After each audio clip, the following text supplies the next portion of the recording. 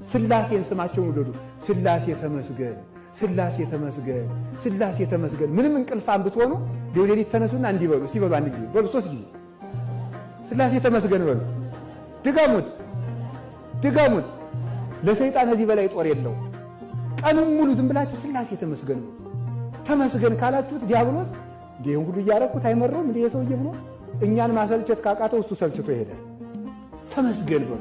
እንደው እግዚአብሔር የእናት አማላጅ ስለሰጠን፣ ስጋውን ደግሞ ስለሰጠን፣ መልኩን ስለሰጠን፣ የሰማይ በር ስለከፈተልን፣ በንስሐ ስለሳበን፣ አንድ ልጁን ስለሰጠን ስላሴ ተመስገን በሉ በሉ። ስላሴ ተመስገን በሉ። ስላሴ ተመስገን በሉ።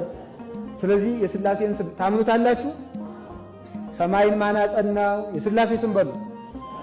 ምድርን ማን አጸናት? መላእክትን ማን አጸናቸው? ፍጥረታትን ማን አጸናቸው? ለሁሉ ነገራችሁ የስላሴን ስም ተጠቀሙ።